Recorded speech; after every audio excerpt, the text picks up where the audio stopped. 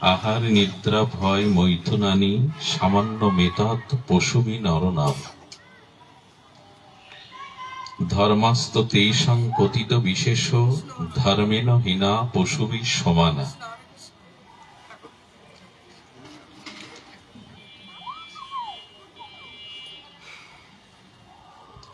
দেখুন,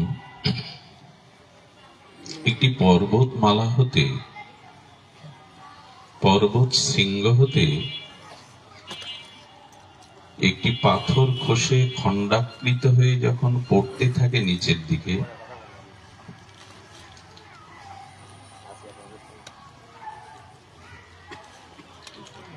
যখন কোন পর্বত হতে, পর্বত শৃঙ্গ হতে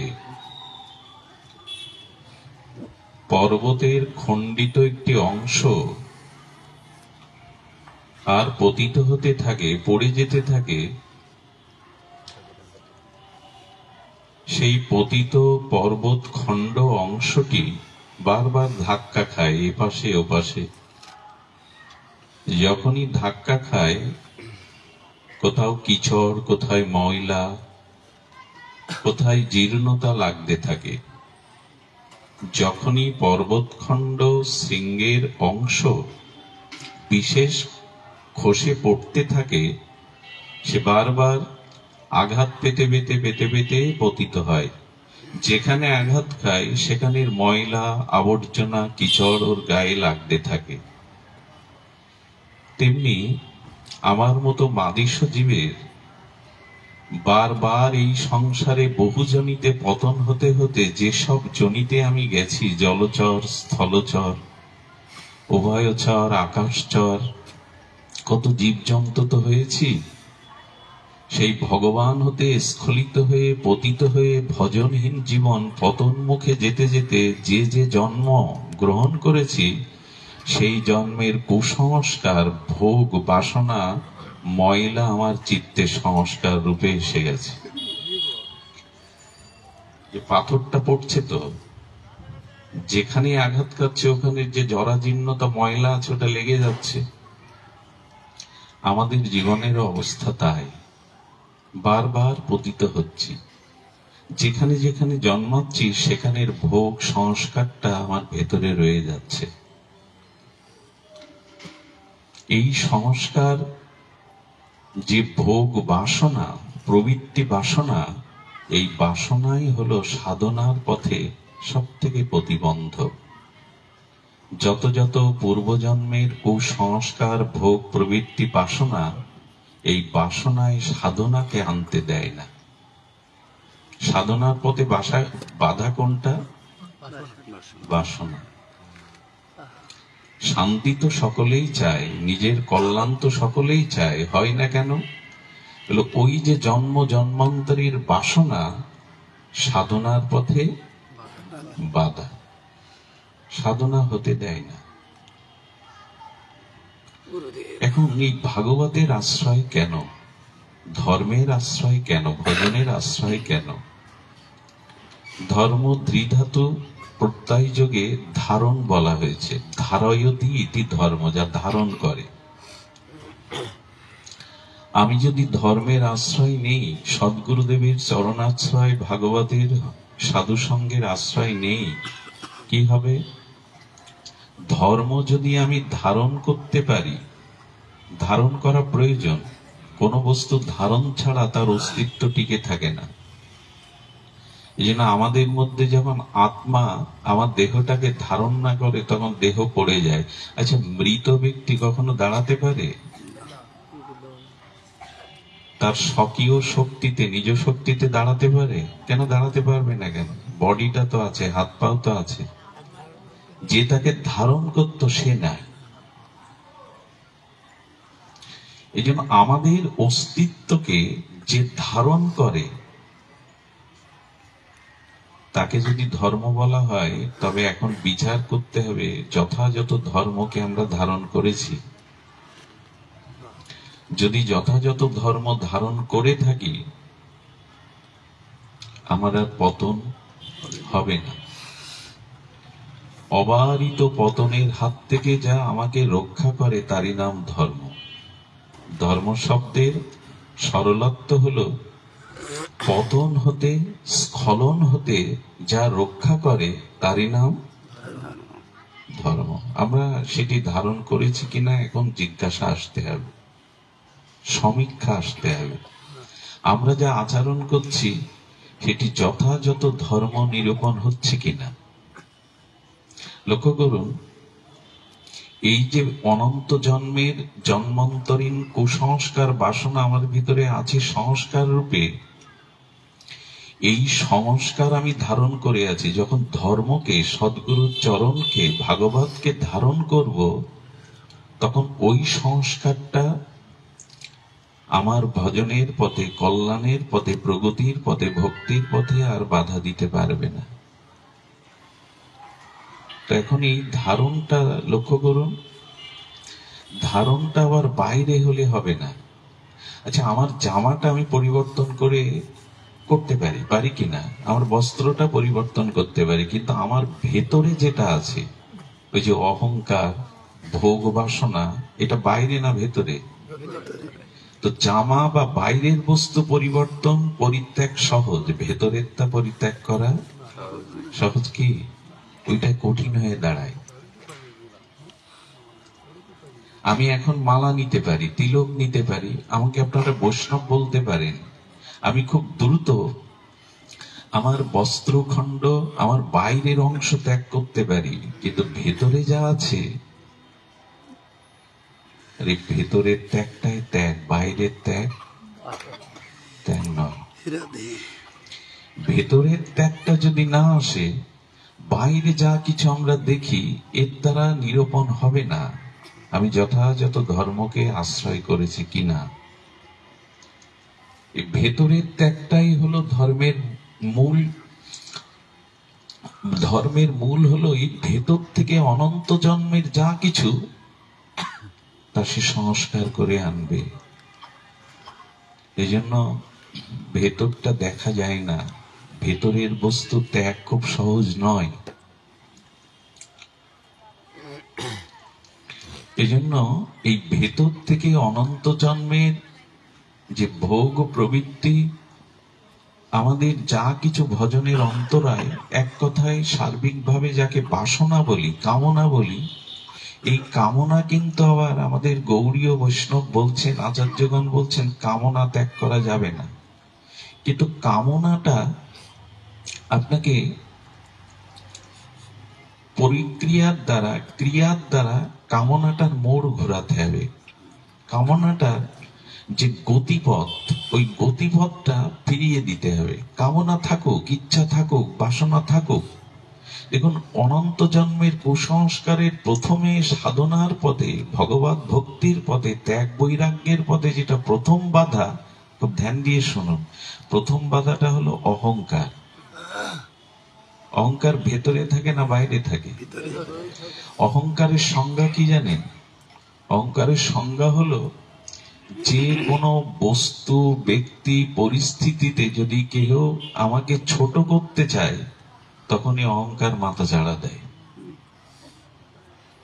কোন বস্তু, ব্যক্তি, পরিস্থিতির সামনে যখন আমি ছোট হতে থাকি বা কেউ ছোট করে, তখনই অহংকার, আমি ছোট নই তো, আমি গুণহীন নই তো। অহংকার তো মানে নিজের বড়ত্বটাকে, মানে ছোটত্বটাকে স্বীকার না করা।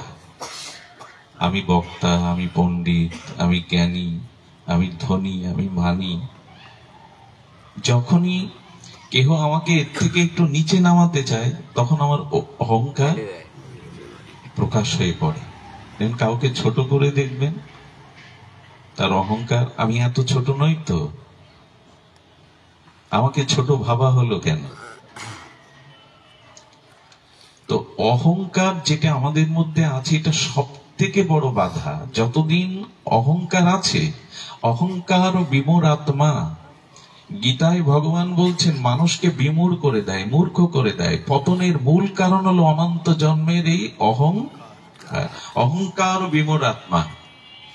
অহংকার ভগবান, ভগবানের নাম, ভগবানের লীলাকেও পর্যন্ত অনুভব করতে দেয় না।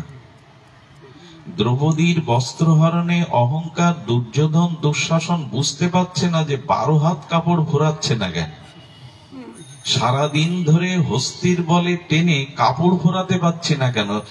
অহংকার আসলে এতটা বিমূঢ়তা আসে, মূর্খতা আসে যে ভগবানের লীলাকেও বুঝবার ক্ষমতা থাকে না। এই জন্য অহংকার হলো অনন্ত জন্মের প্রথম বাধা, ভক্তির পথে, উদ্ধারের পথে প্রথম বাধা। আর এই বাধা দূর করবার জন্য ধর্মের আশ্রয় কেন নিতে হবে? ধর্ম এই অহংকারটার গতিপথ ফিরিয়ে দেবে। খুব ধ্যান দিয়ে শুনতে হবে। আমরা জীবনে একটা নতুন আলো পেতে পারি যদি ধারণা করি, এটা ধ্যানের দ্বারা ধারণ করতে পারি। অহংকারের গতিপথটা আগেই বলেছি, ভেতরে গুপ্ত হয়ে থাকা অহংকার যখন তখন জেগে ওঠে। একে ত্যাগ করা সহজ নয়, তবে ত্যাগের উপায় বলছি শুনুন। বলছি মানে ভাগবত বলছি শুনুন। অহংকার তখনই তার গতিপথ পরিত্যাগ করে আপনার জীবনে কল্যাণ, মঙ্গল, ভগবত প্রাপ্তি, ভক্তি, ত্যাগ, বৈরাগ্য আনতে পারে অহংকার যখন সমর্পণের গতিপথ নেয়। কি গতিপথ নেয়? অহংকারকে জয় করার উপায় হলো সমর্পণ। শিষ্যাস্তে মাং সাদিমাং তাং প্রপন্ন, আমি তোমার শিষ্য। তার মানে এখানে ছোট হতে হচ্ছে কিনা? শরণাপন্ন হওয়াই মানে আমি, তুমি আমার সামনে বিশাল, ব্যাপক, বৃহৎ, আমি তোমার সামনে অতি। এই তো শিষ্যাস্তে মাং সাদিমাং তাম প্রপর্ণম, মানে আমি তোমার কাছে ছোট। সমর্পণ হলো অহংকার দূর করার এক। কথাগুলি অত্যন্ত দার্শনিক বিচার করেছেন মহাজনরা। আপনি যেখানে সমর্পণ করবেন সেখানের অভিমান মাথাচাড়া দেবে না। ছোট হয়ে দেখুন, কোন বস্তুর সামনে নিজেকে ক্ষুদ্র জ্ঞান করুন, অহংকার বা যখনই আপনার এই ক্ষুদ্র হতে না চাইবেন তখনই অহংকার মাথা ছাড়া দেবে। এই জন্য অর্জুন বলছেন, আমি তোমার সখা না, আমি তোমার কাছে এখন তোমার শিষ্য মাত্র। করজোরে প্রণাম। প্রণাম মানে প্রপর্ণম, মানে সমর্পণ। যদি ভেতরে মাঝে মাঝে অহংকারটা আপনাকে খুব পিছিয়ে দেয় না, আপনার ভজনের পথটাকে রুদ্ধ করে দেয়, তবে উপায় হলো একাকী ভগবানের সামনে বসে নিজেকে অত্যন্ত ক্ষুদ্র জ্ঞান করে অঝরে কাঁদবেন, আমি অত্যন্ত ক্ষুদ্র। এসব উপায় আর আমরা নিয়েছি, এখন অভিমানের মালা পড়তেই ব্যস্ত আমরা। ভগবত পথে একটি পাও অগ্রসর হওয়া যাবে না এই অভিমান কাজ করলে। আর অভিমান জয় করার উপায় কোনটি? সমর্পণ। সমর্পণ করে দিন, তুমি বৃহৎ, তুমি অনন্ত, এই সবার মাঝে আমি সব থেকে ক্ষুদ্র। ক্ষুদ্রের অভিমান থাকে না। অগ্নিকুণ্ড জ্বলছে তো, বৃহৎ অগ্নিকুণ্ড থেকে অগ্নির স্ফুলিঙ্গ যেগুলো বেরিয়ে আসে, যখন ও ছোট হয়ে বেরিয়ে আসে তখন ও আর জ্বলতে পারে না, নিভে যায়। তো যখন আপনি ছোট বা ক্ষুদ্র মনে করে সমর্পণ করবেন তখন অহংকার নিভে যাবে, অহংকার মাথা ছাড়া দেবে।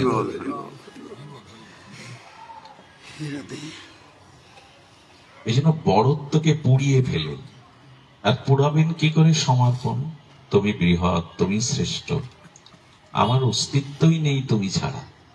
একবার সমর্পণ করে দেখুন। কিন্তু আজ আমরা সমর্পণ করতে রাজি নই। ওই অভিমান অহংকারের জয় করার উপায় হলো সমর্পিত হওয়া। সমর্পিত হওয়া।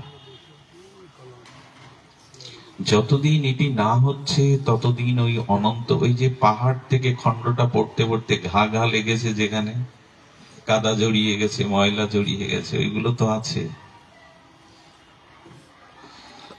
এই জন্য সমর্পণ করুন, যে কোনো স্থানে নিজেকে সমর্পিত করুন। আপনি দেখবেন কাউকে শুট করবার আদেশ দেয়া হয়েছে, কিন্তু আশ্চর্য দেখবেন ও যদি শত্রুর সামনে দুহাত তুলে সমর্পণ করে ওই সময় গুলি চালায় না। শত্রু পর্যন্ত সমর্পিত রে ওই সময় বধ করে না। সমর্পণ করেছে যখন তার বিচার আছে, আমি মারার কে। একজন শুট করা আসামিকেও পর্যন্ত সমর্পণ করলে ওই সময় তাকে মারা হয় না। সব সময় একটা সমর্পিত ভাব রাখুন, তুমি শ্রেষ্ঠ। এই জন্য তো প্রকাশানন্দ সরস্বতীর মতো ব্রহ্ম তেজধারী এমন অভিমানী সন্ন্যাসীকেও বধ করার প্রথম অস্ত্র মহাপ্রভু ব্যবহার করলেন, ভক্তদের চরণ ধোয়া জলের কাদার উপরে বসলেন। প্রথম অস্ত্র ব্যবহার করছেন মহাপ্রভু, ছোট হচ্ছে।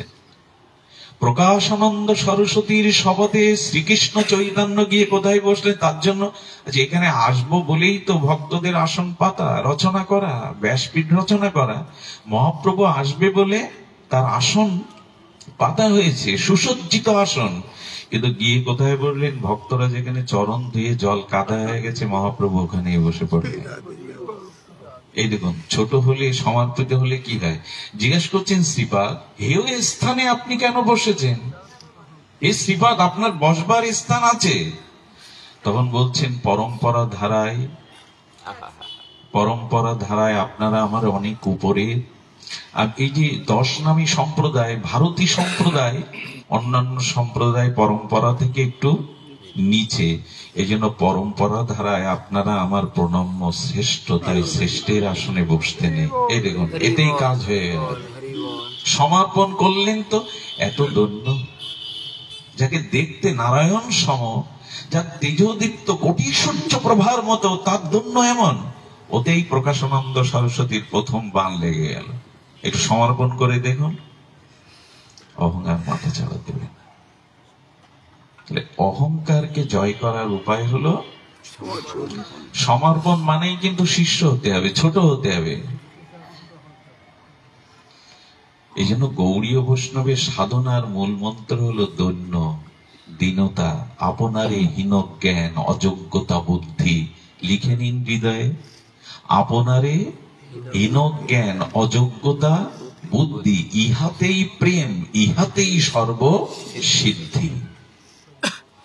চৈতন্য চরিতামৃতে স্বর্ণ অক্ষরে লেখা এই মন্ত্র, এটা মহামন্ত্র। আপনারই হীন জ্ঞান, অযোগ্যতা বুদ্ধি, এটাই প্রেম আসবে, এটাই ভক্তি আসবে। অহংকারটা পোড়াতে হবে। বিশ্বনাথ চক্রবর্তী পাদ পদ্ম বলেছেন, আগেকার দিনে, পুরানো দিনে বৈদ্যুতিক এই সভ্যতায় যখন জীব জগৎ পৌঁছায়নি, তখন হ্যাসাক লাইট জ্বালানো হতো কোন মাঙ্গলিক কাজে, উৎসবে। প্রথমে ওর যে সুতো দিয়ে মেন্টালটা না পুড়াতে হতো, তেল দিয়ে আগুনে পুড়িয়ে পুড়িয়ে যখন ছাই হয়ে যেত, তখনই আলো বিকশিত হতো। যখন সমর্পণের দ্বারা তোমার অহংকার পুড়ে ছাই হবে, তখনই প্রেম ভক্তি প্রকাশ হবে। একটা গেল, অনেকগুলো তো, আবর্জনা তো অনেকগুলো। একটা গেল কিনা জানি না, বলা হলো, শোনা হলো। দ্বিতীয়টা হলো, আমাদের ভোগ যায়নি, ভোগ বাসনা। একটা হলো অহংকার বাসনা। অহংকার বাসনার উপায় বললাম সমর্পণ। এবার ভোগ বাসনা, এটাই তো অনেক বাধা। ভোগ এখনো যায়নি। এই জগতে ইন্দ্রিয় বলি, অন্তর ইন্দ্রিয় বলি, ভোগে বড় ব্যস্ত আমরা। এই জন্য তো এখানে বলেছে, দেখুন, আহার নিদ্রা ভয় মৈথুনানি সামান্য মেয়ে তাৎ পশুবি নরনাম। ভোগ তো পশুদের আছে, তা আমারও যদি তাই থাকে, পার্থক্য কি? আমি যে গৌর গোবিন্দের চরণ নিয়েছি, আমি যে ভাগবত ধর্মে দীক্ষা শিক্ষা নিয়েছি, আমি যে গুরুচরণ আশ্রয় করেছি, তা আমার মধ্যেও যদি ভোগ থাকবে আর পশুর মধ্যেও যদি ভোগ থাকবে, পার্থক্যটা কোথায়? আরে ভোগ বাসনাই যদি গায়ে না হাত পড়লো, কিছুটা না গেল, তাহলে ধর্মের আশ্রয় কি নিলাম? কিছু মনে করবেন না। এই ভোগ বাসনাই হলো আমাদের জন্ম মৃত্যু চক্রের বাসনার অন্যতম কারণ। এই ভোগ থেকে নিবৃত্তি না হলে কোনো উপায় নেই, কোনো উপায় নেই। মৃত্যুর সময় না প্রবল পিপাসা নিয়ে মারা গেলাম, মুখটা হা হয়ে প্রবল পিপাসায় মারা গেলাম। বড় পণ্ডিতজি বলছেন যে ওকে আবার আসতে হবে, কারণ ভোগ বাসনা নিয়ে মরল তো, তৃষ্ণা মেটেনি। তৃষ্ণা যত থাকবে ততবার আসতে হবে। এজন্য শাস্ত্র বলছেন ভোগের প্রবৃত্তিটা, ভোগের লালসাটা লাগাম টেনে ধরার জন্যই ধর্মের আশ্রয়, ভাগবতের আশ্রয়। তো সেটার উপায় কি? ওই যে বললাম, মোড় ঘোরাতে হবে, দিক ঘোরাতে হবে। ভোগ থাকবে, তবে কি করে ভোগের দিক দর্শনটাও করেছেন কি করে ঋষিরা। শাস্ত্র আমাদের ভোগের, যে ভোগ জয় করতে গেলে কি করতে হবে? ত্যাগতেন ভুঞ্জতে। অহংকার যেমন সমর্পণের দ্বারা আর অন্তরায় হবে না, প্রেম ভক্তির পথে আর অন্তরায় বাধা হবে না, তেমন ভোগও জয় করা যাবে কিসের দ্বারা? ত্যাগের দ্বারা। ত্যাগতেন, ভোগ করো, তবে ত্যাগের মন্ত্র বুকে নিয়ে ভোগ করো। এই ভোগ আবার অনেক প্রকার। এই ভোগ কেমন জানেন? ভোগ মানে এই যে সব থেকে বড় ভোগ হলো, আমি যদি যশ খ্যাতি পূজা এগুলি চাই, এগুলো আরো বড় ভোগ। সাধারণ ইন্দ্রিয় দিয়ে কামনা বাসনা যে ভোগ করি, তার থেকে বড় ভোগ এই সব জায়গায় বেশি হয়। এই যে আমরা যেখানে বসেছি, যশ খ্যাতি পূজা প্রতিষ্ঠা অভিমান বড়ত্ব। ব্যাসপীঠে বসেই যদি নিজের কথা আধা ঘন্টা বলি, তার বলবো কার কথা? এখানেও যদি যশ খ্যাতি পূজা প্রতিষ্ঠা নিজের প্রচার এগুলো ভোগ থাকে না, তাহলে গেছে। খুব সতর্কভাবে ভোগের, যেমন সর্পের বিষ ঔষধ করা যায় গবেষণার দ্বারা। সর্পের বিষটা জীবনদায়ী ঔষধ তৈরি হয়। তো বিষ যদি ঔষধ তৈরি হয় জীবনদায়ী, ভোগটাকে জয় করো ত্যাগ দিয়ে। আসবে ভোগ বাসনা সংস্কারে আসবে, কিন্তু ওটা জয় করার কেমন জানেন? সাপুড়ে যারা না, এরা সাপ খেলা দেখায়, মনোরঞ্জন করে শ্রোতাদের, অর্থ রোজগার করে। সাপ মাঝে মাঝে ছোবলও দেয়, কিন্তু বিষক্রিয়ায় জড়ো হতে হয় না ওদের। কেন জানেন? ওরা সাপটা ধরার পরে বিষ দাঁতটা ভেঙে নেয়। যতই দংশন করো বিষক্রিয়া, তো ভোগ যতই দর্শন করো, ত্যাগের দ্বারা ভোগের বিষ দাঁতটা ভেঙে দাও। ভোগ থাকুক, কার ক্ষতি করবে না। এগুলি এক একটি মন্ত্র, মহামন্ত্র। ভোগটাকে ত্যাগের দ্বারা সমর্পণ করে দেয়। ভোগ বাসনা ত্যাগ বাসনার দ্বারা জয় করা যাবে। ত্যাগটা কেমন জানেন? খুব মার্মিক কথা শুনুন।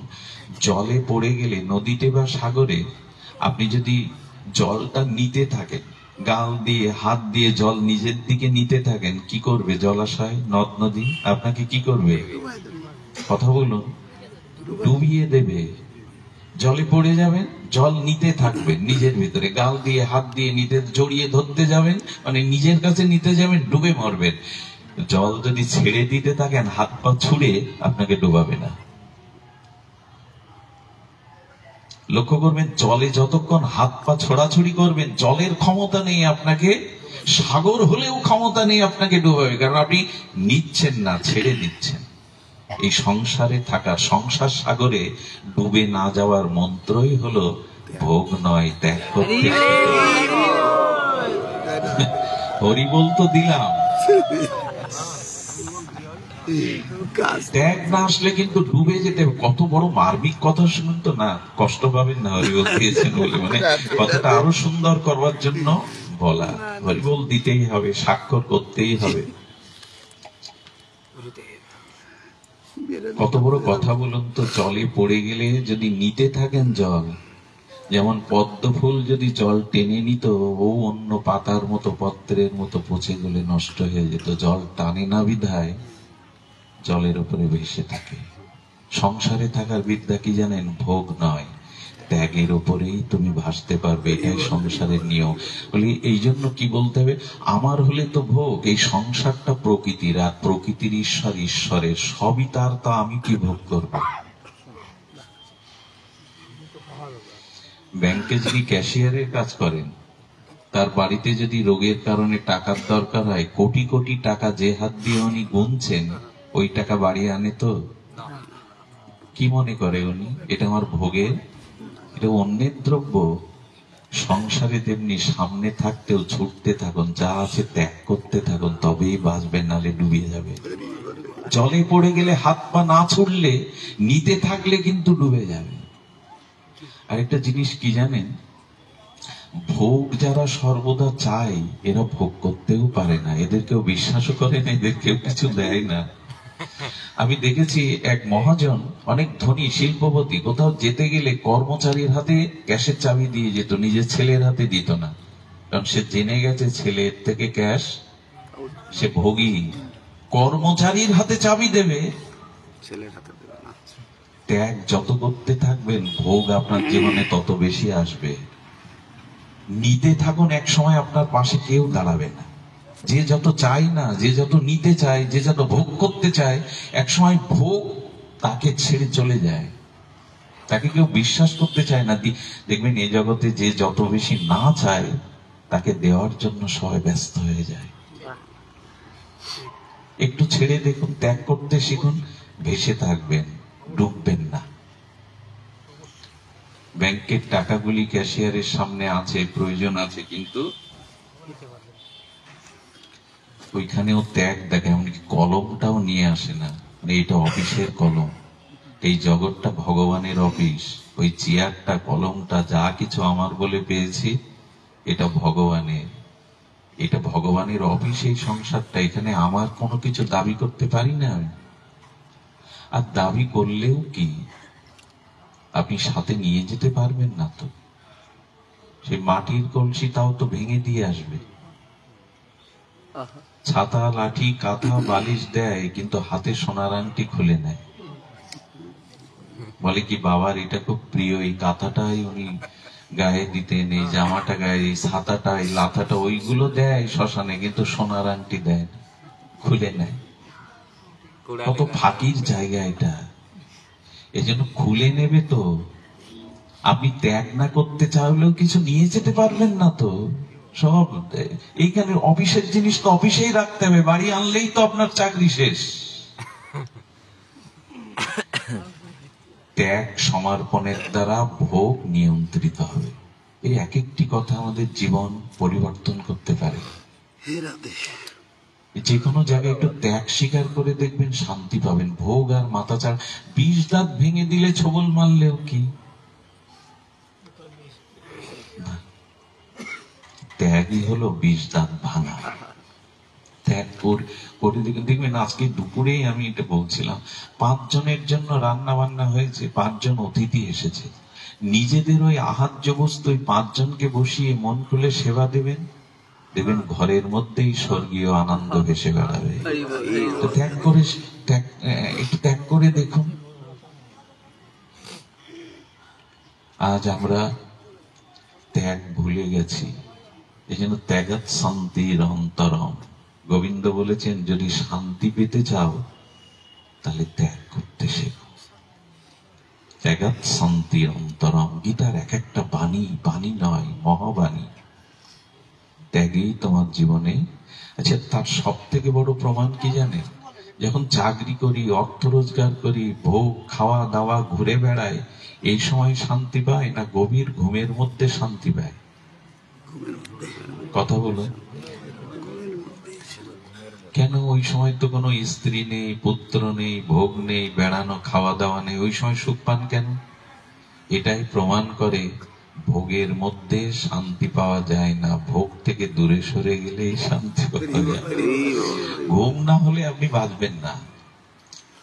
আচ্ছা, কাউকে যদি বলা হয় তুমি শিল্পপতি, এত কোটি টাকার মালিক, এত ফ্যাক্টরি, তুমি 6 ঘন্টা ঘুমাবে কেন? ঘুম ত্যাগ করে এর পেছনে ছোট, সে বাঁচবে তো?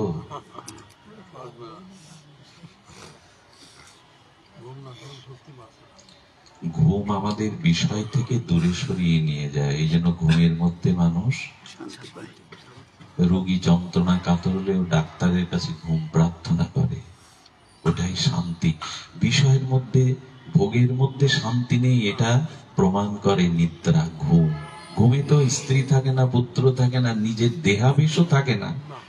ওই সময় একটা গভীর সুষুপ্তিতে শান্তি আসে, এটাই প্রমাণ করে ত্যাগের মাধ্যমে। এই যে এখন আপনারা, শীতের দিন তো, মাঘ মাস পড়ে গেল, গরম বিছানায় থাকতে পারতেন, হাতে রিমোট থাকতে পারতো, বিনোদন অনুষ্ঠান দেখতে পারতেন, ভালো ভাজাভুজি খেতে পারতেন, প্রিয়জনের সাথে রসালাপ করতে পারতেন। এই শান্তিটা পেতেন ঘরে থাকলে। এই যে এখন সব ত্যাগ করে এখানে এসেছেন, মাটিতে বসেছেন কাঙালের মতো, এই শান্তিটা পাওয়া যাবে তো? এখানে 2 ঘন্টা আগে এই শান্তি ছিল আমাদের জীবনে। ত্যাগাত শান্তি মন্ত্র। তাহলে ভোগ জয় করতে হবে কি দিয়ে? ত্যাগ সমর্পণ দিয়ে। মনে রাখতে হবে, অহংকার জয় করতে হবে সমর্পণ দিয়ে, আর ভোগ ত্যাগ সমর্পণ দিয়ে গ্রহণ করতে হবে। আচ্ছা, আরেকটি জিনিস হলো, সব থেকে বড় জিনিসটা হলো আমাদের ভিতরে বাধা হলো মমতা। এই মমতায় আমরা আটকে গেছি। এজন্য গীতার মহাবাণীতে কি বলা হয়েছে জানেন? অশক্তি অনভিসঙ্গ স্ত্রী পুত্র দ্বারা গৃহাদেশু। তো ধ্যান দিন শব্দটার দিকে, মোবাইল গুলো বাজাবেন না। আমি দুর্বল তো, বিদ্যা নেই, ধ্যান নেই, উপাসনা নেই, ত্যাগ নেই, হনুমান বাননের মতো এসে বসি, শক্তি নেই, সামর্থ্য নেই, কৃপা। আচ্ছা, মানুষের প্রতি, কারো প্রতি আসক্তি, মমতা আমাদের যায় কেন জানেন?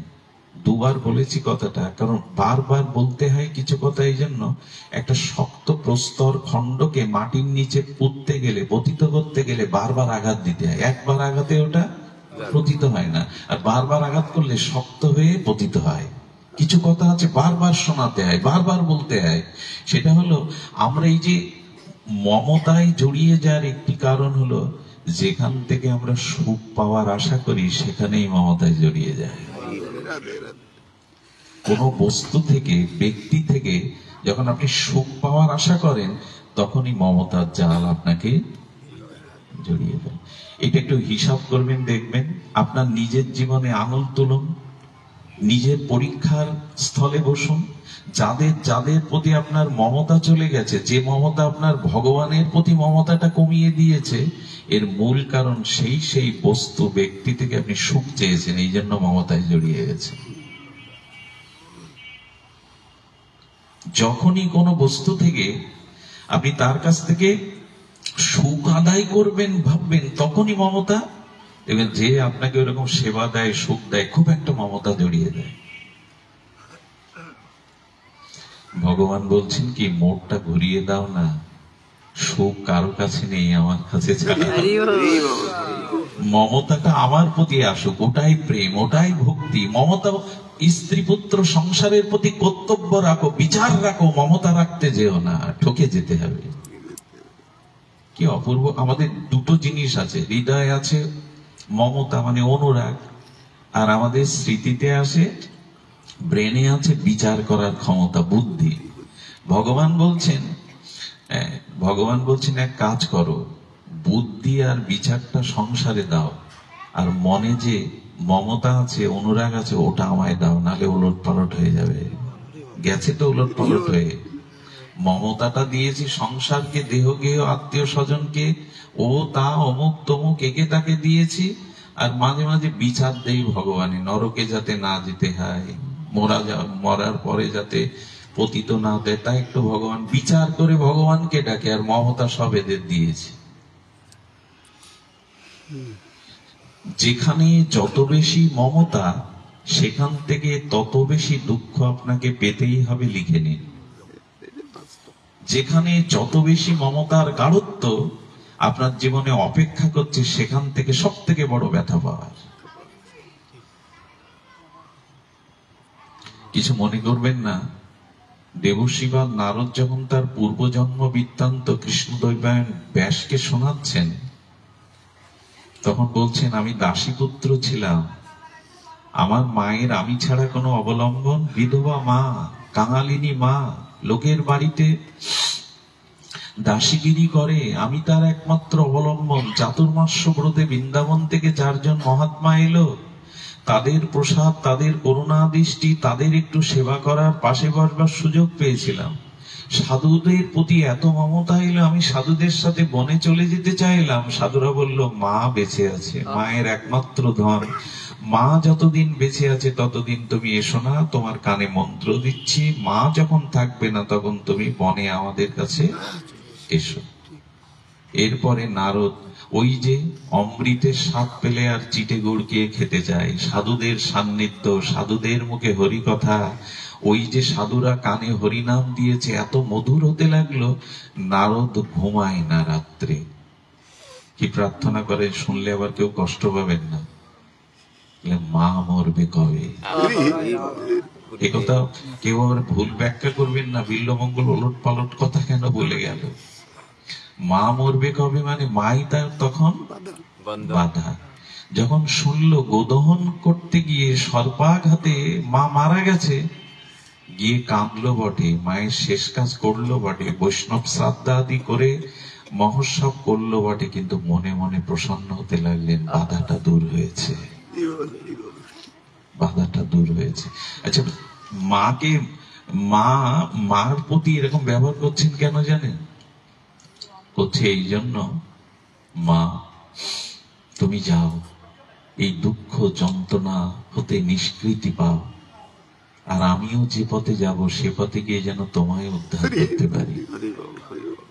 আপনাদের মনে আছে গোবিন্দ ঘোষের ছেলে মারা গেলে গোবিন্দ কি বলেছিলেন? গোবিন্দ ঘোষের ছেলে মারা গেলে গোপীনাথ কি বলেছিলেন? তুমি আমার ছেলেকে কেড়ে নিলে, তুমি নিষ্ঠুর, তোমার সেবা আমি করব না, যাও চলে যাও। ভালোবাসার অনুরাগে অভিমানে বলছে তোমার সেবা 3 দিন সেবাই দেয়নি। আরে স্ত্রী কেড়ে নিয়েছো ঠিক আছে, শিশু পুত্রও কেড়ে নিলে, আমার গালে কেউ জল দিতে পারবে না, তর্পণ শ্রাদ্ধ তো করতে পারবে না, তুমি নিষ্ঠুর, তোমার সেবা নেই। 3 দিন বাদে মন্দিরের বারান্দায় তন্দ্রাচ্ছন্ন গোবিন্দ ঘোষকে স্বয়ং গোপীনাথ বলে বলছে, বাবা উঠো, 3 দিন আমি কিছু খাইনি, খেতে দাও। ওই ঘুমের মধ্যেই বলছে লজ্জা করে না তোর আমাকে বাবা বলে ডাকতে? কিসের বাবা বলা? আরে তখন বলছে, বাবা আমি তোমাকে বাবাই মনে করি, তুমি আমাকে বাৎসল্য রসে ভালোবেসেছো, তো আমি তোমাকে বিদায়। আচ্ছা তুমি কেন সেবা দেবে না? আমার একটা প্রশ্নের উত্তর দাও তো। কারো 2টো পুত্র থাকলে যদি একটা পুত্র মারা যায়, আর একটা পুত্রকে পিতা 3 দিন না খাইয়ে রাখে। গোপীনাথ বলছেন এই কথা। আরে পুত্র পুত্র বলছো, পারবে আমার শ্যামর দড়ি নিতে, আমার তর্পণাদি করতে? বলে আমি যার দায়িত্ব নেই, 16 আনাই নেই। আচ্ছা সব বুঝলাম, গোরাকে কেড়ে নিলে কেন, আমার সন্তানকে কেড়ে নিলে কেন? কি বললো জানেন গোপীনাথ? কি কথা বললো, বাবা তোমার ভালোবাসাটা ভাগ হয়ে যাচ্ছিল 2 ভাগ, হরিবল হরিবল, তুমি 16 আনা ভালোবাসাটা আমাকে দিচ্ছিলে না, তোমার সন্তানকে আদা আদি করে ভালোবাসা ভাগ করে দিয়েছিল, আমি ভাগাভাগি পছন্দ করি না, 16 আনা ভালোবাসা পাবো বলেই ওকে কেড়ে নিলাম আমার কাছে। তখনই উঠে সেবা লাগালে। ভগবান সবকিছু মেনে নেয়, ভাগাভাগিটা দিতে হয় তো সব আমায় দাও। এই জন্য একটু একটু করে ওই যে কাপড়টা জলে ভিজে গেলে নিগড়াতে হয়, নিগড়ালে বস্ত্রখণ্ড আর জলটা আলাদা হয়। শাস্ত্রে বলছে যাদের প্রতি খুব বেশি মমতায় আটকে গেছো, বিবেক এবং বিচার দ্বারা নিগড়িয়ে ওই মমতাটা আমাকে দাও, তাহলে পথ পাবে। এত জড়িয়ে যেও না, এত মমতা ভালো জিনিস না। সংসারে থাকতে হয় বলে এমন করে মমতায়, আমাদের তো এই মমতাই শেষ করে দিল। আর এই অধিক মমতায় সর্বশেষ মহতি বিনষ্টে আনবে কিরকম? এই মমতার কারণেই তো ভরত হরিণ হরিণ করে মরল। আমরাও যদি ওই মমতা নিয়ে ছেলে আমার, পুত্র আমার, কন্যা আমার, বাড়ি আমার, এই নিয়ে যদি মরি, গতি তো হবে না। শেষ নষ্টটা তো করে দিলাম নিজে। এই জন্য মমতাটা ভগবানের দিকে ফিরান। আর এই মমতা ফেরাতে গেলে কি করতে হবে? কৃষ্ণ বিনা, সুখের জন্যই তো মমতা। অন্যের কাছে সুখ পাই বলে, যেখান থেকে আর সুখ পাই না ওখানে আর মমতা তাকে কি? যেখান থেকে দেখবেন আর সুখ পাচ্ছেন না ওখানে আর কোনো কাজ করবে না। তাহলে মমতাকে জয় করার উপায় হলো কারো কাছে সুখের কোনো আশা না করা। এগুলো কিন্তু মন্ত্র না, মহামন্ত্র।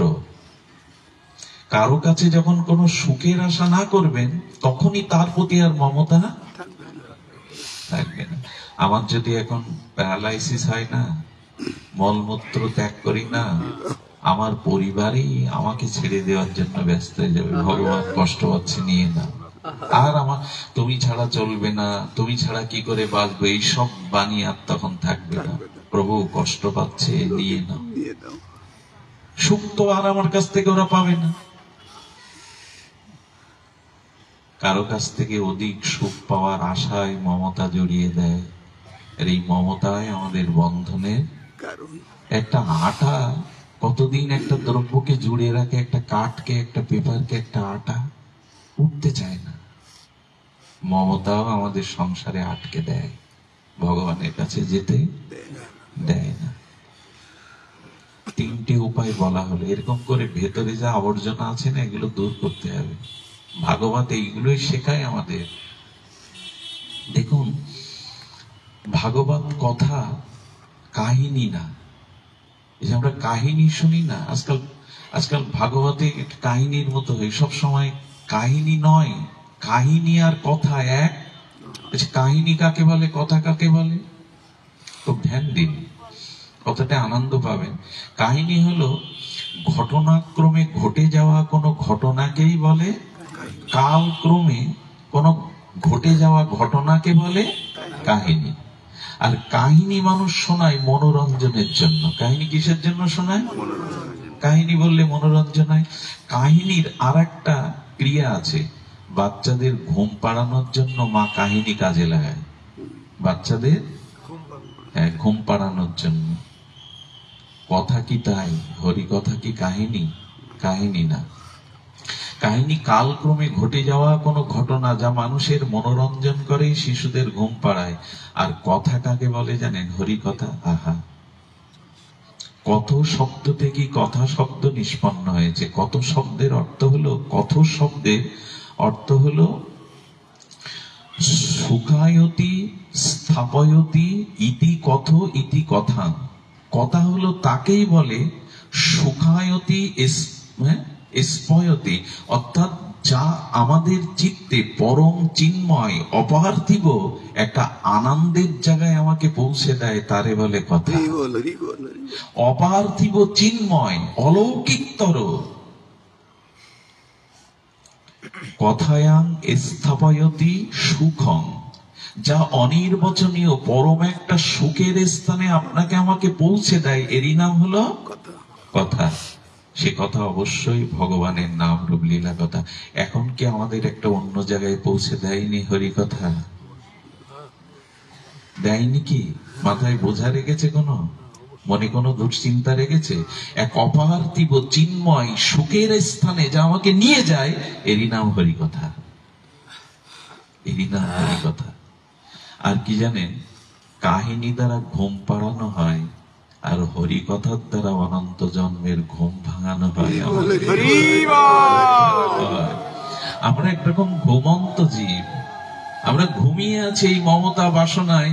কথা আমাদের জাগিয়ে দেয়, হরি কথা মানুষকে জাগিয়ে দেয়। কাহিনী তো ঘুম পাড়িয়ে দেয়। ওই রাজা, ওই রানী, ঘুম পাড়ানি কাহিনী, আর কথা জাগিয়ে দেয়। এই জন্য হরিকথা শুনতে হবে কেন? ওই যে মমতা জয় করার উপায় হলো সুখের বাসনা এই মমতা সমর্পিত হবে কোথায়? কারো কাছে কোনো সুখের বাসনা না রাখা। আরেকটি জিনিস বাধা আছে, খুব মার্মিক বিষয়। আরেকটি হলো কর্ম বাসনা। কয়েকটা কিন্তু বলে আসলাম, অহংকার বাসনা, মমতা বাসনা আর ভোগ বাসনা। আরেকটি বাধা হলো অনন্ত জন্মের কর্ম বাসনা। এটা মোটে মিটতে চায় না, কর্ম মিটতে চায় না। এই কর্ম বাসনায় আমাদের অন্যতম বাধা। ধর্মের ক্রিয়া হলো, ধর্মের কাজ হলো, ধর্মকে, ভাগবত ধর্মকে আশ্রয়ের কারণ হলো এই বাসনাগুলি থেকে মুক্ত হওয়া। প্রেম ভক্তিটা তখনই আসবে যখন এগুলি থেকে মুক্ত হব। কর্ম বাসনা কিসের দ্বারা মুক্ত হওয়া যায়? কর্ম কিন্তু আমাদের ছেড়ে দিচ্ছে না। এই কর্ম যতদিন আছে, এই জন্য ঠাকুর মশাই বলেছেন, জ্ঞান কাণ্ড কর্মকাণ্ড কেবলই বিষের ভাণ্ড, অমৃত বলিয়া যেবা খায় তার জন্ম অধঃপথে। ঠাকুর মশাই কি বাণী গো! কর্মকাণ্ড জ্ঞান কাণ্ড কেবলই বিষের অমৃত বলিয়া যেবা খায়। দেখুন, এই কর্মের একটি রহস্য আছে। যদি ভেদ করতে পারেন, গুরু কৃপায়, ভাগবত কৃপায়, আপনার একাগ্রতায়, শ্রদ্ধা বিশ্বাসের সহিত যদি এই কর্ম চক্র থেকে বেরোতে চান, তবে উপায়টি শুনুন ভাগবত থেকে। কর্ম বাসনা জয় করতে হবে কি দিয়ে? পূজা বাসনা দিয়ে। আবার বলি, কর্ম বাসনা জয় হবে কি বাসনা দিয়ে? পূজা বাসনা দিয়ে। পূজা, পূজা তো আমরা করি, পূজা করি না, দেব দেবী ভগবানের পূজা করি। তাহলে কর্ম বাসনা কি দিয়ে জয় হবে? একটু বলুন। পূজা বাসনা দিয়ে। কর্ম বাসনা আমাদের আটকে দেয়। এই কর্ম সংস্কার, কর্ম বাসনায় আমাদের এই জন্ম জন্মান্তরের কারণ। এই জন্য কর্মকাণ্ড জ্ঞান কাণ্ড বিষের ভাণ্ড ঠাকুর মশাই বলেছেন। এই জন্য, কারণ কর্ম যতদিন থাকবে ততদিন তোমাকে গতাগতি করতে হবে। কর্ম যতদিন থাকবে ততদিন তোমাকে। কিন্তু এইখানেই তো গীতার কর্মযোগ এসে যায়, এসে যায় না? কর্মই শ্রেষ্ঠ। কেউ কেউ তো আমরা বলি ধর্ম বড় না, এ কথা তো বলে থাকি। গীতায় কর্মের কথা, অর্জুন তুমি কর্ম করো। এই যে রহস্যটা, এই রহস্যটা ভেদ করা দরকার। কর্ম না করলে কোন জীব ক্ষণমাত্র টিকতে পারে না। গোবিন্দ নিজেই বলছেন, আমার কোনো কর্ম নাই, তবু আমি তোমার রথে সারথি হয়েছে। আমিও কর্ম করছি, না হলে জীব কর্ম পরস্পর বিরোধী হয়ে যাচ্ছে না? কর্ম ছাড়া থাকতে পারি না, আবার বলছে কর্ম ত্যাগ করতে। রহস্যটা হলো এই, রহস্যটা উন্মোচন করা উচিত। কর্ম আমাদের করতেই হবে। ক্ষণকালও কর্ম ছাড়া আমরা কেউ অস্তিত্ব টিকিয়ে রাখতে পারবো না। কিন্তু কর্ম বাসনাটা পূজা বাসনায় সমর্পণ করতে হবে। পূজা বাসনা মানে কি জানেন?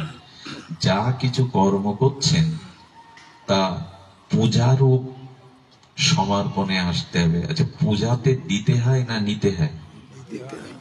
এই সব জায়গা থেকে কুড়িয়ে এনে পূজায় কাকে দিতে হয়? যার পূজা। বোঝা যায় কথা? পূজা মানে কি? সব জায়গা থেকে জোগাড় করে আনলাম, এনে তার সামনে দিয়ে কি দিতে হয়? তাকেই তো দিতে হয়। তো কর্ম বাসনা ঘুচবে পূজা বাসনার দ্বারা। সেই পূজা মানে সবই তোমার, তোমার সুখের জন্য সব অর্পণ করলাম।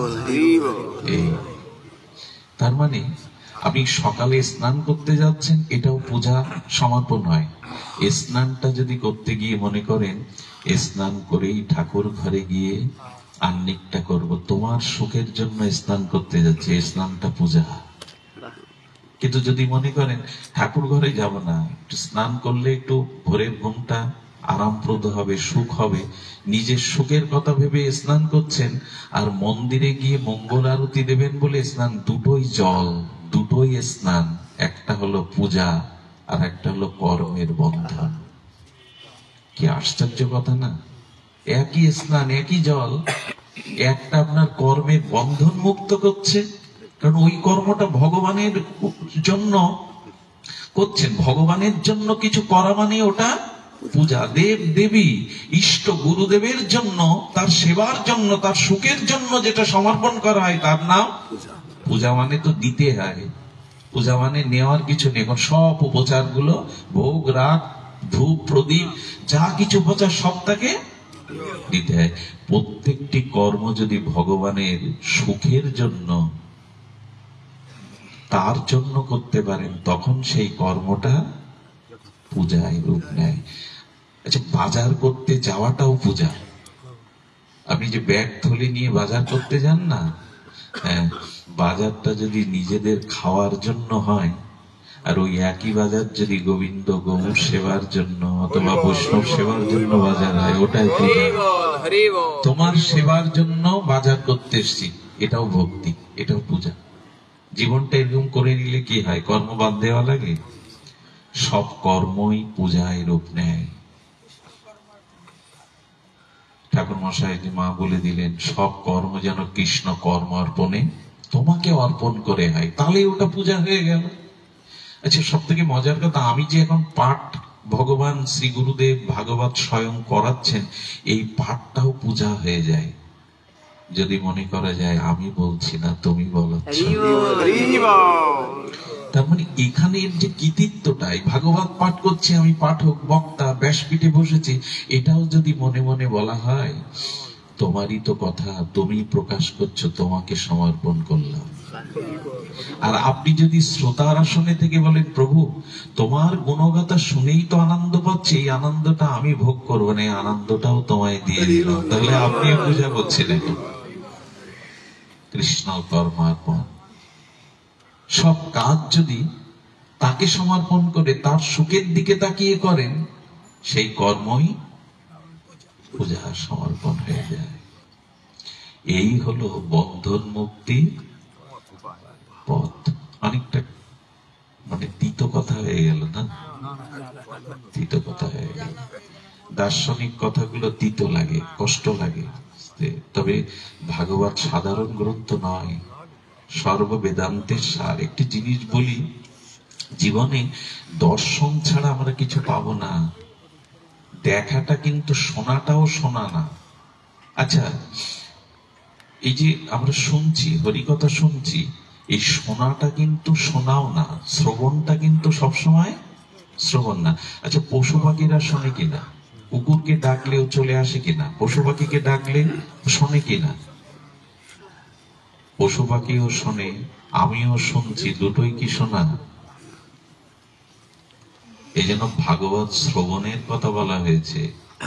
অর্থাৎ ওটি শ্রবণ করে যদি বিচার এবং বিবেকের দ্বারা, অনুভূতির দ্বারা ওটি আমি গ্রহণ করে আমার প্রবৃত্তির পথ থেকে, ভোগের পথ থেকে ত্যাগের পথে আসতে পারি, তখনই তার নাম শ্রবণ। কারণ পশু পাখিও শোনে, কাজ হয় না।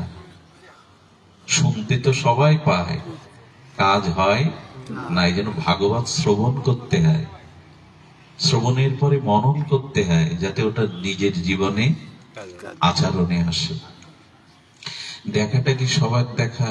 পশু পাখিও তো দেখে, আপনিও দেখছেন। ওদের দর্শন নেই, মানুষের দর্শন আছে। ভগবানের শ্রী বিগ্রহকে পশু পাখিরাও দেখে, কিন্তু তাদের দর্শন নেই। এজন্য এইগুলিকে খুব হালকা ভাবে নিলে হবে না। এই ভাগবত কথামৃত, এই দার্শনিক আচার্যদের বিচারগুলো, ঋষিদের বিচারগুলো আমাদের নিতে হবে।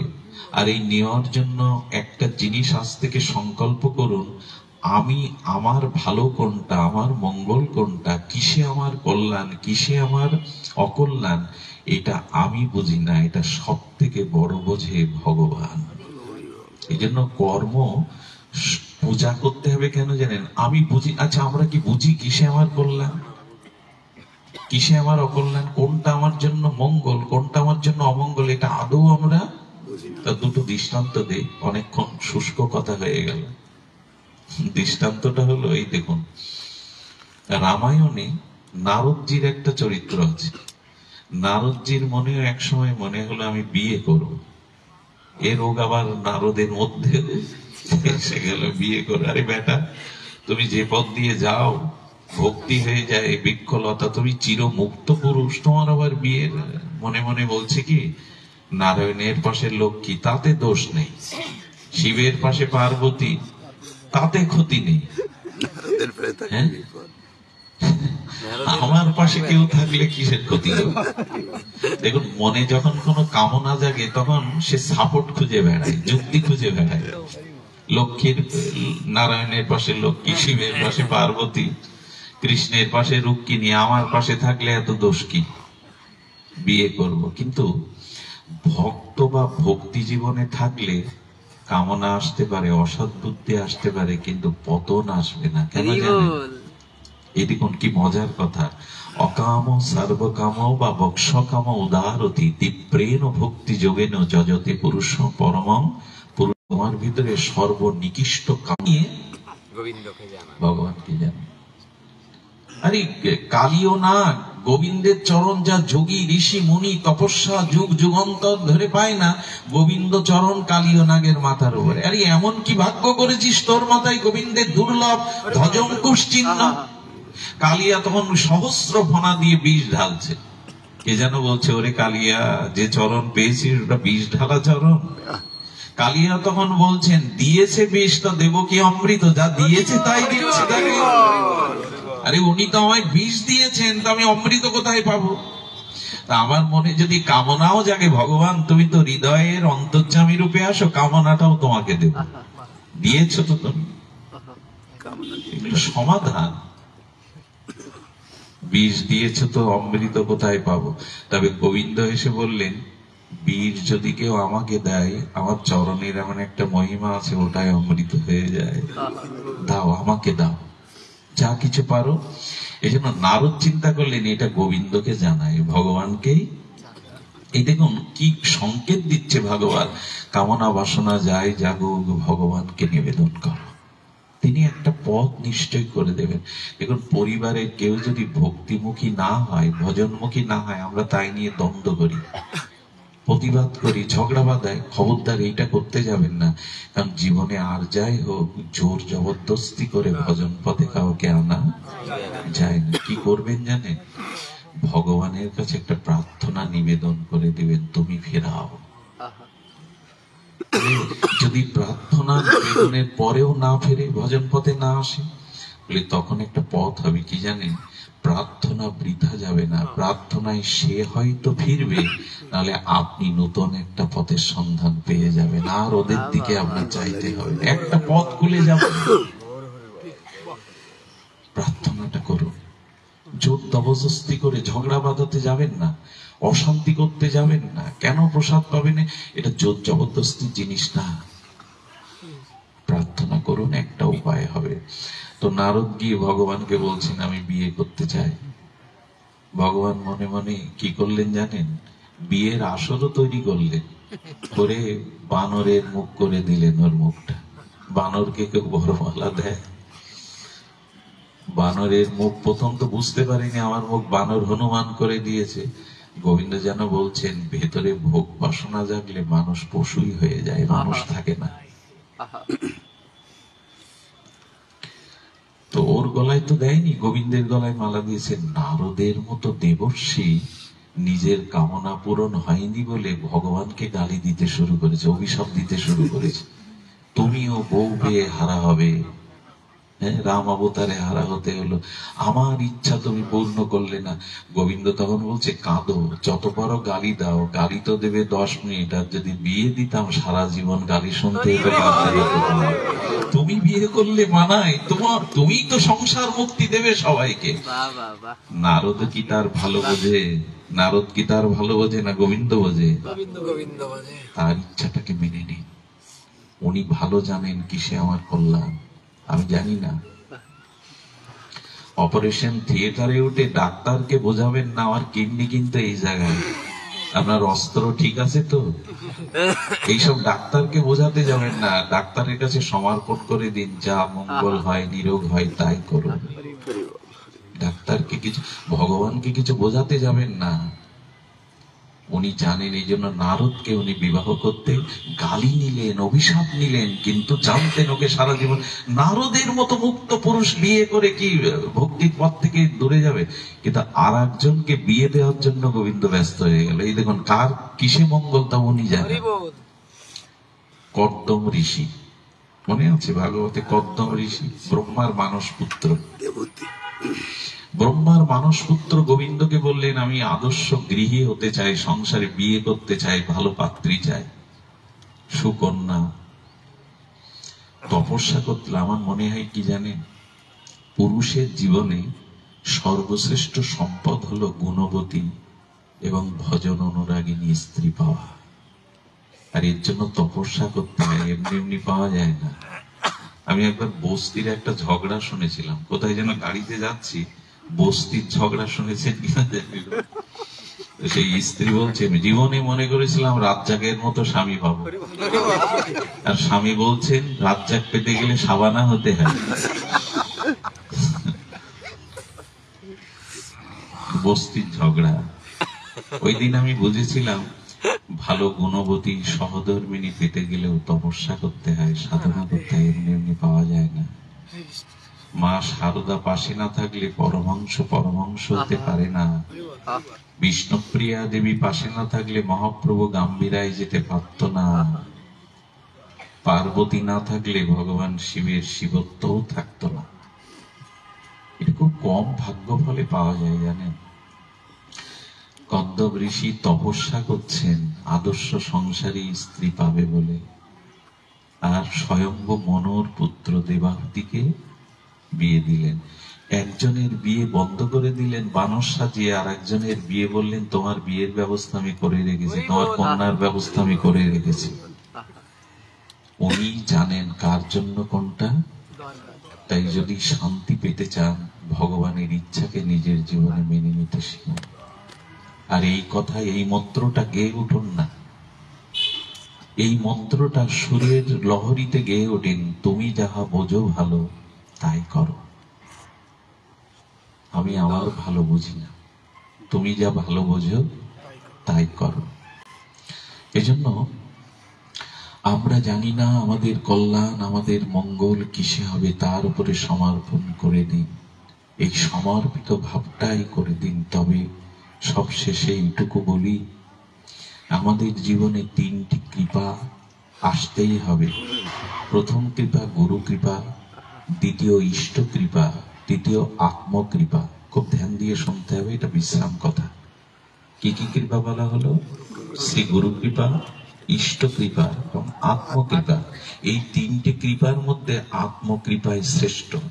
গুরু কৃপা শ্রেষ্ঠ নয়, ইষ্ট কৃপা শ্রেষ্ঠ নয়, আত্মকৃপা শ্রেষ্ঠ। খুব মার্মিক কথা হলো, আত্মকৃপা কাকে বলে? নিজেকে নিজে কৃপা করা। এ খুব নূতন কথা, দার্শনিক কথা। নূতন কথা মানে পুরানো কিন্তু নূতন লাগে, নবনবায়ন লাগে। নিজেকে নিজে কৃপা করেছেন তো আপনি, আমাকে আমি কৃপা করেছি তো। এই আমি যদি আমাকে কৃপা না করি, আর দুটো কৃপা ফলবতী হতে অনেক জন্ম লেগে যাবে। আমরা সকলেই গুরুচরণ প্রায় আশ্রয় করেছি, আর ভগবান তো আমার মঙ্গলই চান, নাকি আমার অমঙ্গল চান?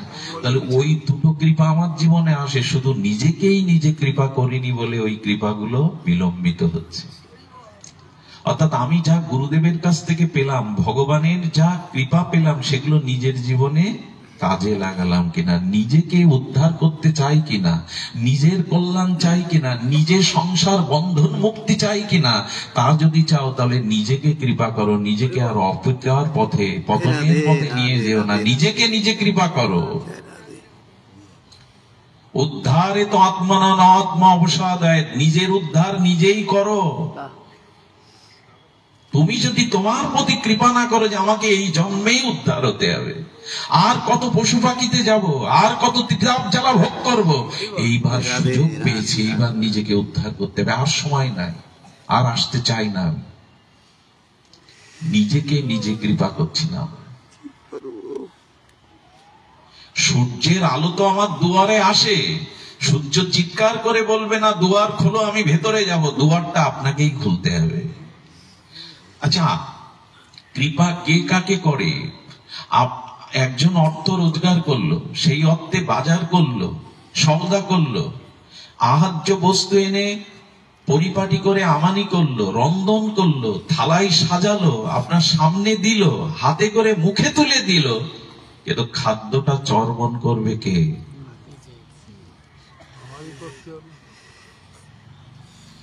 সব কৃপা সাজানো আছে, তুলসীর কৃপা আছে, হরিনামের কৃপা আছে, ভাগবত কৃপা আছে, বৈষ্ণবের কৃপা আছে। সব কৃপা বিলম্ব হচ্ছে ফলবতী হলে নিজের প্রতি নিজে কৃপা করলা। আজও তো নিজের উদ্ধারের চেষ্টা করছি। এই জন্য আত্মকৃপা এই তিনটে কৃপার থেকে শ্রেষ্ঠ। গুরু কৃপা, ইষ্ট কৃপা, আত্মকৃপা। আত্মকৃপা কি করে আসবে? আহা, খুব মার্মিক প্রসঙ্গ। আত্মকৃপা কি করে আসবে শুনুন। আত্মকৃপা আসবে সেবা থেকে। আত্মকৃপা আসবে সেবা থেকে। কি অদ্ভুত দেখুন, প্রেম ভক্তির মহারাজ নিত্যানন্দ আবেশমারতী ঠাকুর নরোত্তম সেবা করবার মতো সাহস দেখাচ্ছেন না। শ্রীকৃষ্ণ চৈতন্য প্রভু দাসের অনুদাস, সেবা অবিলাস মাগে। আরে বাবা, সেবা মাগে নরোত্তম দাস বলছেন না, সেবা সেবার ইচ্ছাটার জন্য প্রার্থনা করছেন। আত্মকৃপা তখনই হবে যখন সেবা নেওয়া নাই, সেবা দেওয়ার ভাবনা আপনার মধ্যে জাগবে। সেবা নিলেই জড়িয়ে যাবেন। আর আমাদের অনেক জন্মের অভ্যাস সেবা নেওয়া, সেবা দেওয়ার অভ্যাসটা আমাদের নাই। এই জন্য সেবায় একমাত্র পারে আপনার আত্মকৃপা এনে দিতে, গুরু কৃপা, ইষ্ট কৃপা এনে দিতে। সেবা করুন। আচ্ছা, সেবা কথাটা একটু ঠাকুর ঘরে আর ওই বৈষ্ণবদের মধ্যে যে 5-7 জন বৈষ্ণবকে ঘরে সেবা দেব ঠাকুর, সেবার শব্দটা এরকম সংকীর্ণ করবেন না। সেবা শব্দটা অনেক ব্যাপক। সেবা শব্দটা সংকীর্ণ করলে কিন্তু ভুল হয়ে যাবে। আচ্ছা, আমি ঠাকুর ঘর থেকে বেরিয়ে যদি বলির কাজের লোকটার প্রতি কটূক্তি করি, কটু কথা বলি, সেবা আপনি বোঝেননি, সেবা আপনার জীবনে আসেনি। জীবে সম্মান দিবে জানি কৃষ্ণ অধিষ্ঠান, এই হলো সেবা। আমার দ্বারা কেউ যাতে দুঃখ কষ্ট না পায়, আমার দ্বারা সকলের যেন সুখ হয়, এই ভাবনাটা সর্বত মনে রাখার নাম হলো সেবা। শব্দের অর্থ হলো সুখ। আমি কতজনকে সুখী করতে পেরেছি জীবনে যে আমি সুখ চাইব?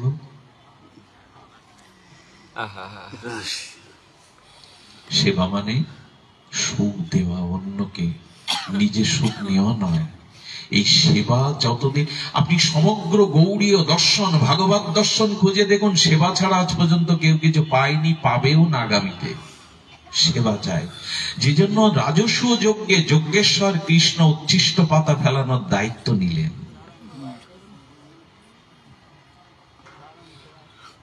সেবা চায়। আর সেবা কিন্তু এরকম ক্ষুদ্র গণ্ডির মধ্যে রাখবেন না। সেবা মানে অন্যকে সুখী করা, অন্যকে সুখ দেওয়া।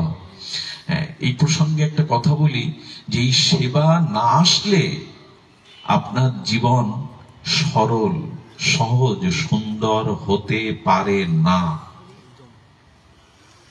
তখনই আপনার জীবন সরল হবে, সুন্দর হবে, যখন আপনার জীবনে সেবা ভাব, সেবা বুদ্ধি আসবে।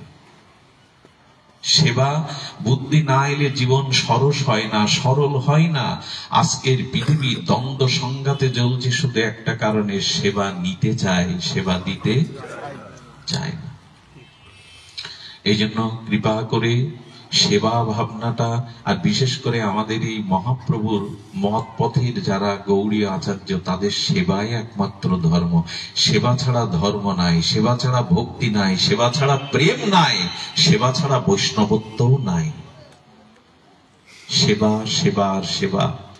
এই সেবা শব্দ মানে অন্যের সুখ বিধান করা, নিজের সুখের চেষ্টা না রাখা। আর এই সেবার দ্বারাই আমাদের জীবনে সহজ, সরল, সুন্দর, আনন্দময় হয়ে উঠবে। এই সেবা যতদিন না আসছে ততদিন আমাদের জীবন সুন্দর হতে পারে না, ভাগবতময় হতে পারে না। তার একটি দৃষ্টান্ত দিয়েই পাঠ রাখবো, বিশ্রাম রাখবো। এই সেবা, এই জন্য সেবা জানে রাধারানী।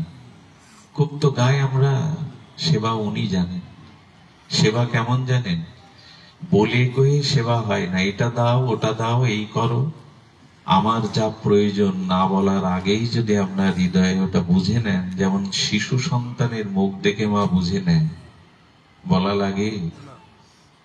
মনোসংবেদ্য সেবা বুঝে নেয়। সেবা হয় তিনটি জিনিস দ্বারা। কটে দ্বারা? ধ্যান দিয়ে শুনছেন তো? সেবা হয় তিনটি জিনিস দ্বারা।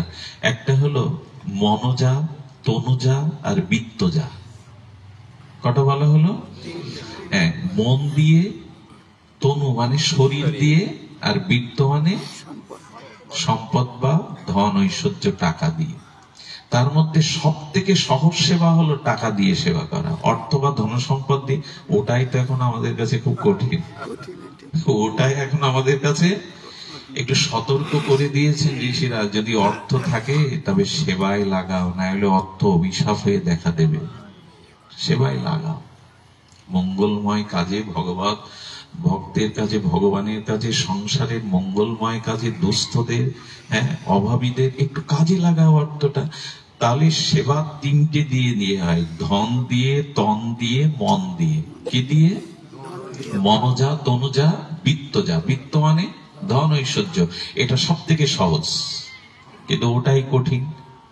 দেখুন, ধন দিয়ে সেবা আমরা অনেকেই করতে পারি, কিন্তু শরীর দিয়ে সেবা এর থেকে অনেক উঁচু, অনেক উঁচুতে।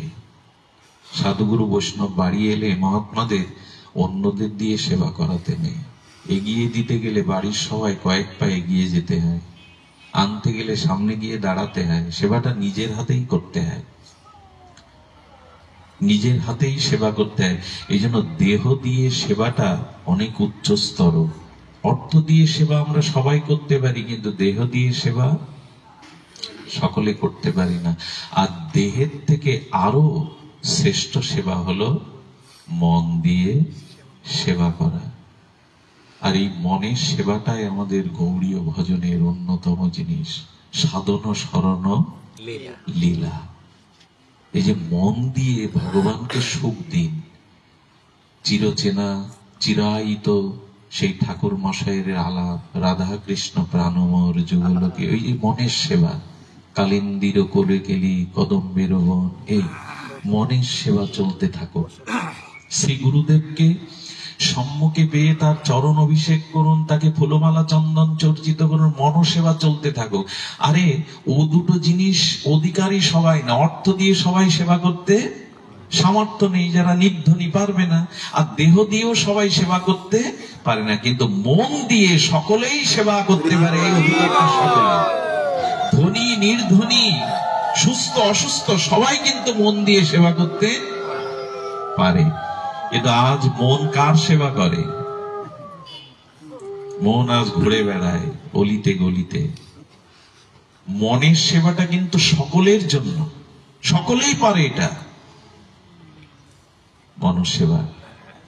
আর এই সেবা যদি করতে হয়, তবে বলি, সেবাতে যাদের ছোট সেবা, বড় সেবা বুদ্ধি আছে, নিকৃষ্ট সেবা, উত্তম সেবা, তারা এখনো সেবা বোঝে।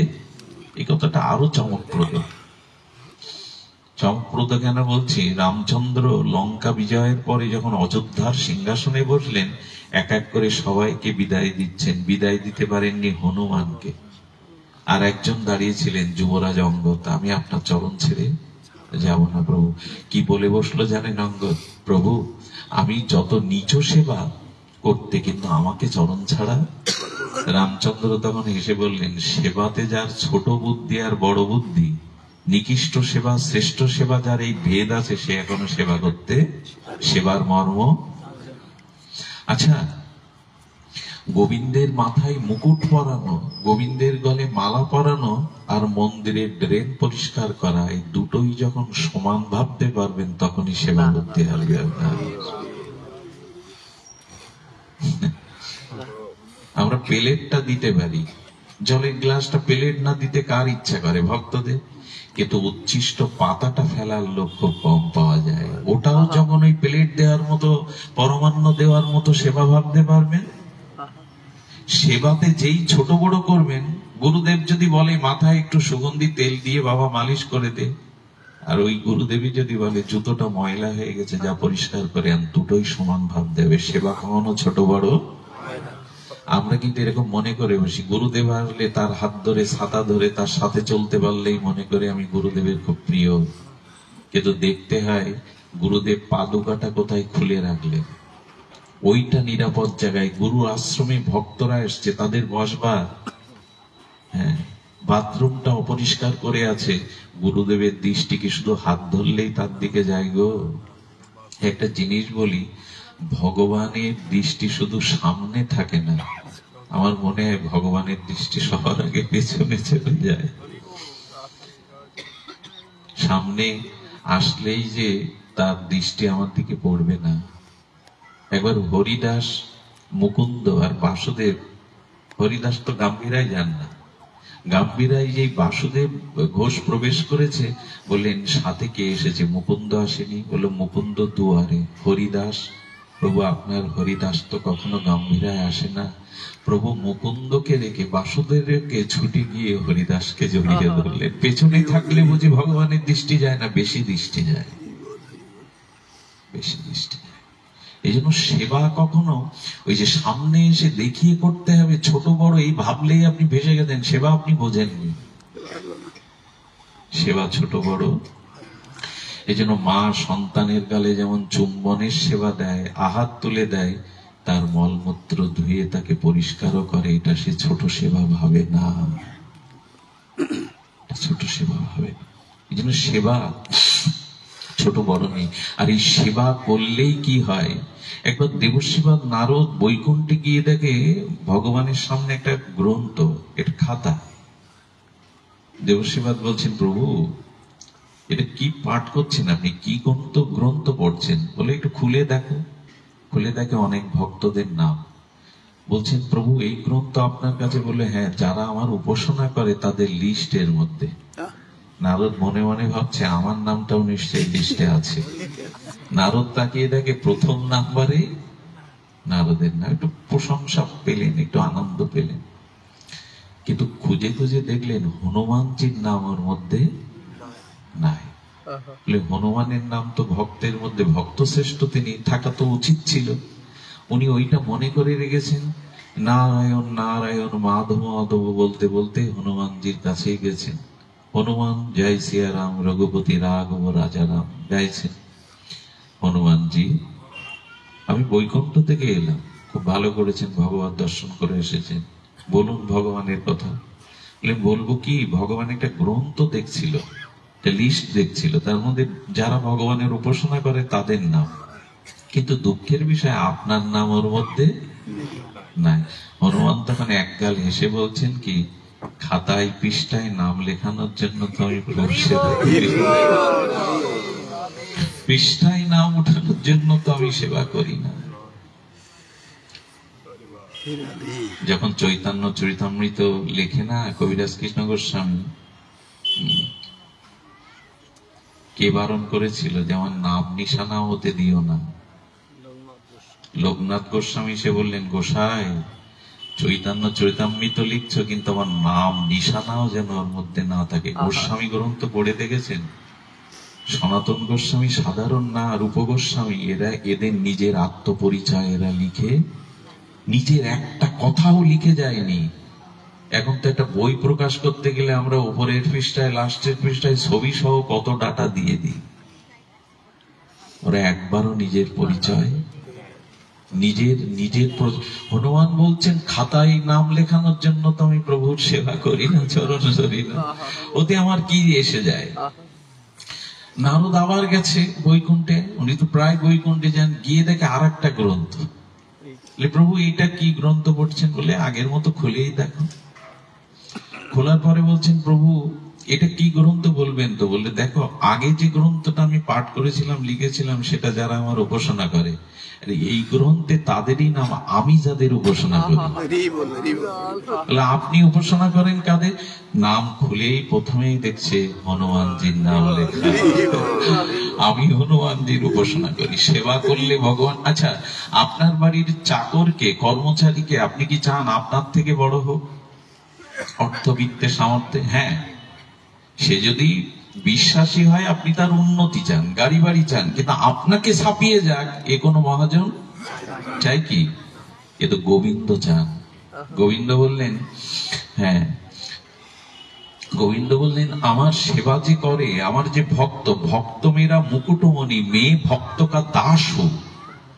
তার মানে আমার ভক্তকে আমি মাথার মুকুট করি আর আমি তার দাস হয়ে যাই, আমি ভক্তের দাস হয়ে যায়। হনুমানের নাম লেখা যারে আমি উপাসনা করি।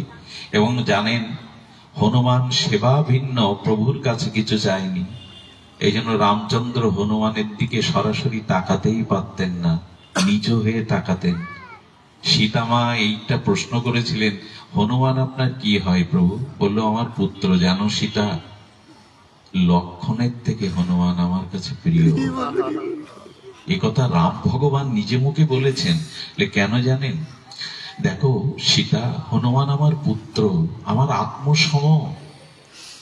বলেন, প্রভু তা পুত্রের দিকে বুঝি পিতা তাকায় না? বলেন, কারণ তা নয়। জানো সীতা, সুগ্রীব সর্বহারা ছিল, সুগ্রীবকে আমার কাছে এনে আমার সাথে তার সখ্যতা দিয়ে কিষ্কিন্ধার রাজা করে দিল সুগ্রীবকে। বিভীষণকে আমি, আমার কাছে বিভীষণ আসেনি, হনুমানজি আমার চরণে ওকে এনে ওকে লঙ্কার রাজা করে দিল। আর আমি তোমাকে নিয়ে অযোধ্যার যে সিংহাসনে বসেছি, এটাও হনুমানের সেবা। হনুমানই তো সীতা উদ্ধারে, তোমার উদ্ধারের মূল ভূমিকা রেখেছে। এই জন্য আমার জীবনে যা কিছু সবকিছু হনুমানের কারণে।